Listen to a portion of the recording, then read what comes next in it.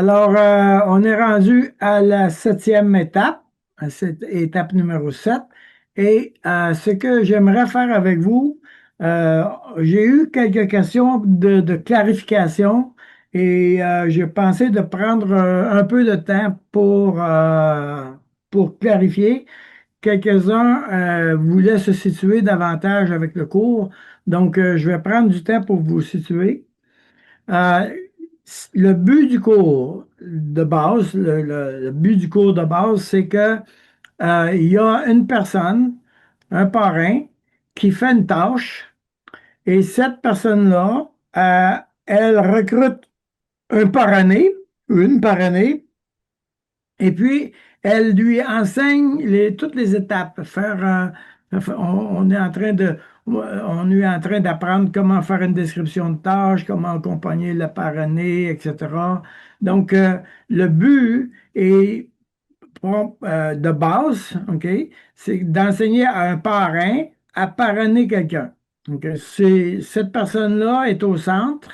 On lui enseigne quelque chose à faire euh, envers la personne qui est parrainée. Maintenant, évidemment, le problème est le suivant, c'est que, étant donné que on a demandé, si vous vous souvenez bien, on a demandé aux gens au départ, vous allez choisir une tâche et vous allez trouver quelqu'un que vous allez l'enseigner. OK? Et moi, je vais vous montrer comment faire. Moi, comme dans le cours, je vais vous montrer comment faire. OK? Maintenant, ça, c'était la théorie de base. OK?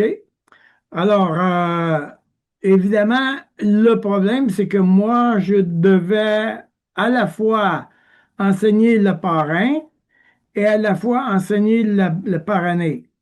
OK? Donc, j'avais comme deux personnes. Au lieu qu'il y ait une seule personne, là, moi, j'avais deux personnes parrainer. J'y allais encore d'ailleurs, là. Alors, on va donner un exemple, là. Ça va nous aider à comprendre qu'est-ce qui se passe. Alors, Brigitte, elle est responsable de la pouponnière. OK? Et Brigitte, elle a de l'expérience de la pouponnière.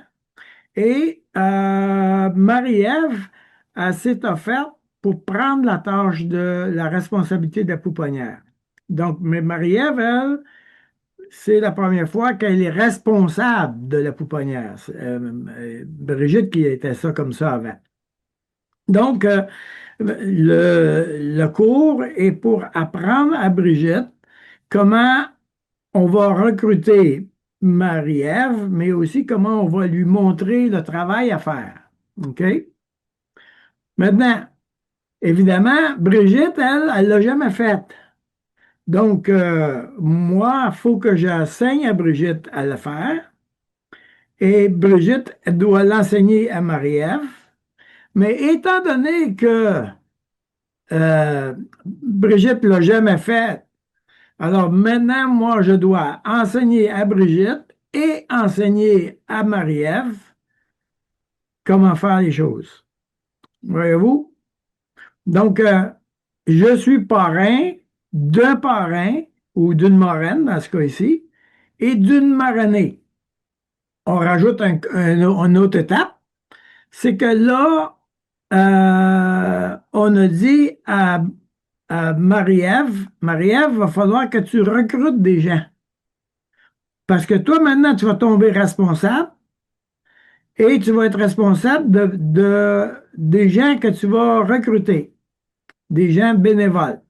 Donc là, on se retrouve à, à enseigner à Brigitte comment enseigner à Marie-Ève, comment enseigner aux futurs marrainés.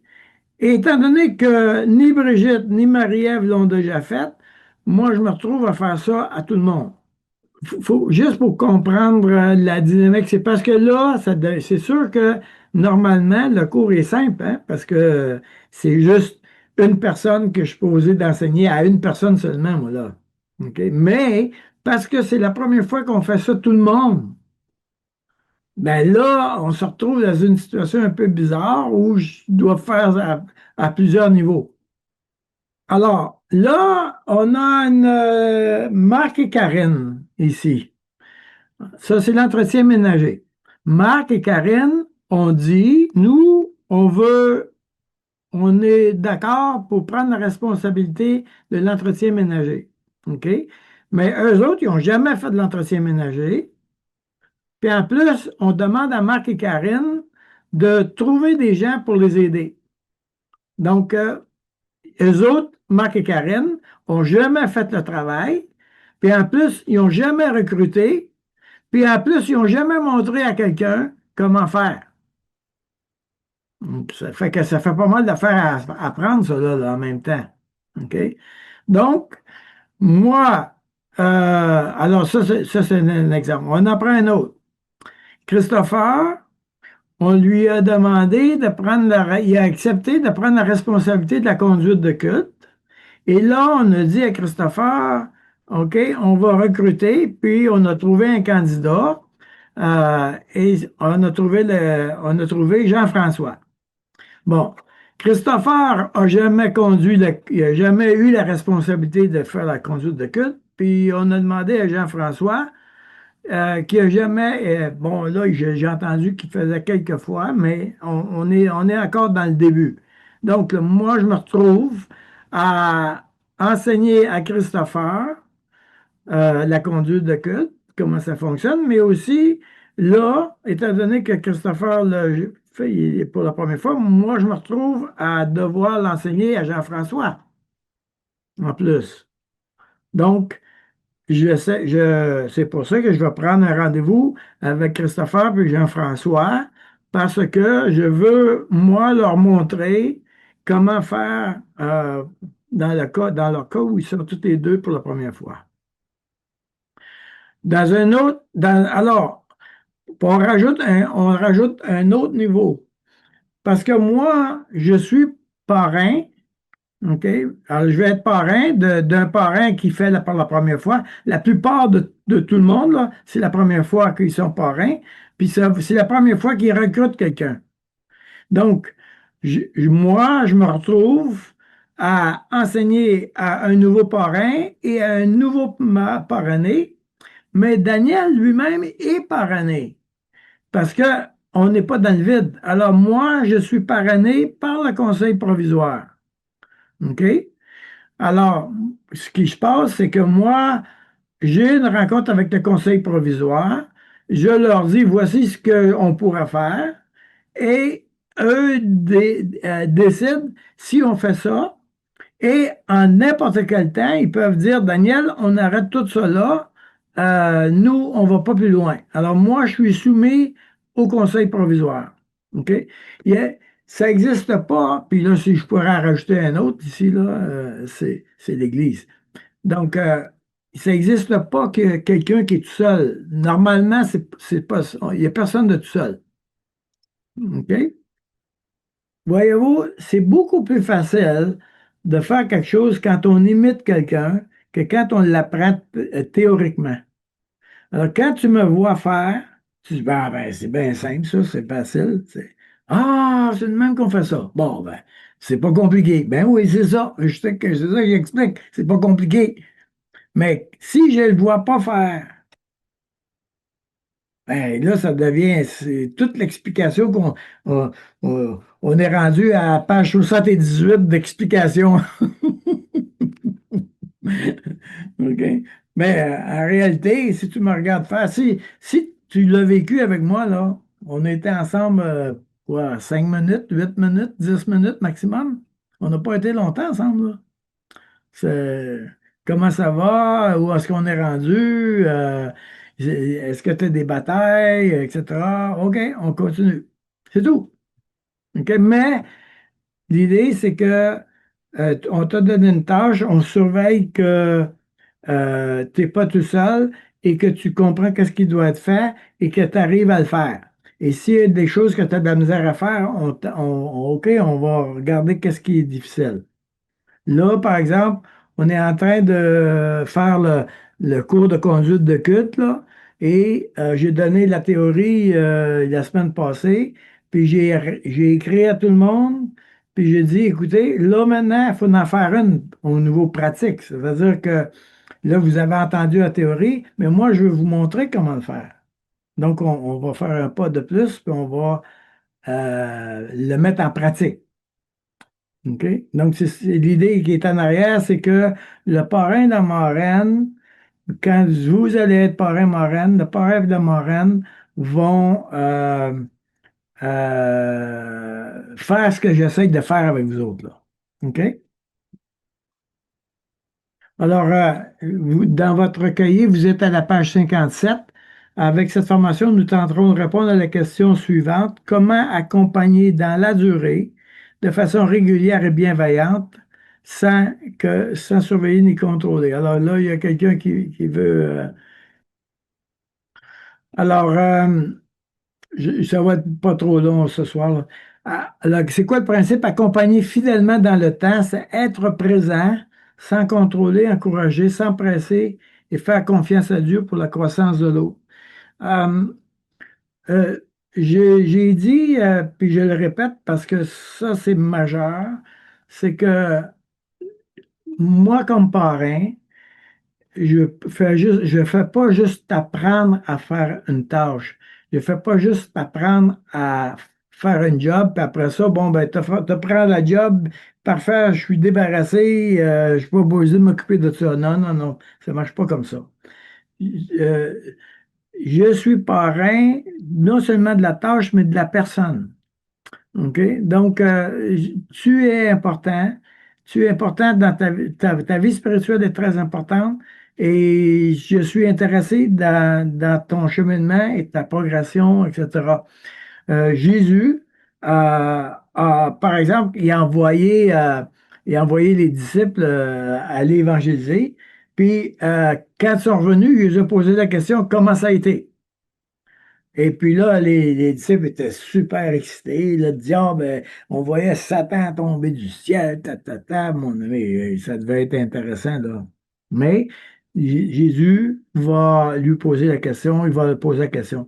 Quand Pierre a renié Jésus, quand Jésus est ressuscité, il a été voir Pierre. Puis il a dit, Pierre, comment ça va? Pierre, est-ce que tu m'aimes? Est-ce que tu m'aimes, Pierre? Où t'es rendu? Moi, je continue avec toi. Moi, je veux continuer avec toi. Ben, quand Jésus a ressuscité, il a dit à des disciples, je n'ai pas le verset tout de suite en dessous de mes mains, là, mais il a dit à des disciples, allez dire à Pierre que je m'en vais le voir, là. OK? Parce qu'évidemment, Pierre, il avait renié Jésus. Il devait pas être gros dans ses culottes, là. Mais l'idée, c'est que il n'était pas abandonné. Le Seigneur ne l'abandonnait pas parce qu'il avait manqué son coup une fois. Le Seigneur ne nous abandonne pas. Puis nous, comme parrains, marraines, on n'abandonnera pas les autres non plus. OK?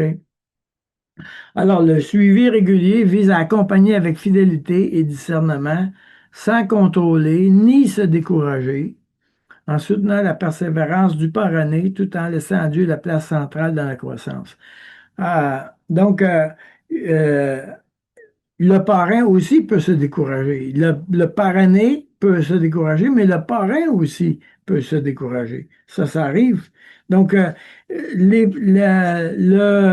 parrainé a des besoins et le parrain a des besoins. Les deux ont des besoins. OK? Donc, le besoin du parrainé, c'est qu'il a besoin d'être suivi régulièrement, il a besoin d'être clair sur ce qu'il doit faire, il a besoin d'être encouragé, il a besoin d'être ajusté à son ajustement des ajustements réalistes et il a besoin d'avoir une continuité. Vous savez, là, quand on parle d'ajustement, là, euh, c'est important de comprendre que je sais pas parce que je t'ai donné ou que tu as pris une tâche, mettons que c'est Marie-Ève, mettons, on va prendre Marie-Ève, c'est elle qui a pris la pouponnière, là. Ben, Marie-Ève, là, moi, là, je vais y aller la voir la semaine prochaine, comment ça va. Mais dans 3 mois, je veux aussi voir à Marie-Ève, OK, est-ce qu'on devrait, ce que tu fais présentement, est-ce qu'il y a des problèmes? Est-ce qu'il y a des choses qu'on devrait changer? Autrement dit, comment on va réajuster ce qui est en train de se passer? Parce que c'est pas vrai, ça, que on réussit du premier coup et puis aussi la tâche bouge. Imaginez-vous que tout à coup, la pouponnière, on se retrouve avec 10 bébés alors qu'on en avait deux. Mais là, je m'excuse, là, mais tout change, la structure change, tout change. Donc, il va falloir réajuster les affaires. Faut pas que Marie-Ève soit toute seule avec ça, là. Donc, dans un cas où la Marie-Ève, mettons, elle est la marraine, OK, et que là, évidemment, Brigitte n'est plus dans le portrait, alors qu'est-ce qui se passe? Ça va être le conseil de l'Église qui va devenir son parrain, son parrain à elle. Donc, le conseil va poser la question à Marie-Ève, comment ça va, puis comment on peut t'aider. Et peut-être qu'elle va être invitée à venir à une réunion du conseil pour qu'on puisse l'accompagner puis démêler les affaires, trouver une manière de faire les choses. Alors, le besoin du parrainé, surtout d'un suivi régulier et rassurant, OK? Donc, on l'encourage et le parrain a besoin d'un repas simple pour durer parce que le parrain doit aussi continuer d'accompagner la parrainée ou la marrainée. Alors, quelquefois, les parrains et les marraines, ils ne voient pas pourquoi ce qu'ils font, si ça change de quoi ou ça vaut la peine de le faire. Ils se remettent en question. Alors, c'est bien de revisiter cette affaire-là. OK. Donc, on a un exercice, vous avez un exercice à la page 58, tu vois, et on fait un petit inventaire de la posture, tu vois. Relire sa posture de suivi. Bon, on est à la page 58. Dans ma manière de suivre le parrainé, je me reconnais. Alors, moi, comme parrainé, marrainé, parrain, marraine, comment est-ce que je suis présent et soutenant? Est-ce que je suis attentif sans être intrusif? Est-ce que je suis parfois trop en retrait ou trop impliqué? Comment est-ce que je suis capable d'accompagner cette personne-là d'une manière équilibrée? Face aux difficultés, est-ce que j'ai tendance à encourager et patienter, à proposer des ajustements, à vouloir corriger rapidement, à hésiter à intervenir ou me sentir démuni, ne pas savoir comment réagir? Voyez-vous? Donc, le but de ces questions-là est de se regarder et de se questionner. Alors, évidemment, je ne les ferai pas au complet avec vous. À page 59, vous avez encore le même genre de questions pour le parrain ou la marraine que je vous invite à faire. Le but, c'est on travaille sur la personne. On ne travaille pas sur la tâche en premier, on travaille sur la personne. Et voilà. Alors, à la page 61, vous avez ce qu'on va vous demander de faire, la question numéro 2.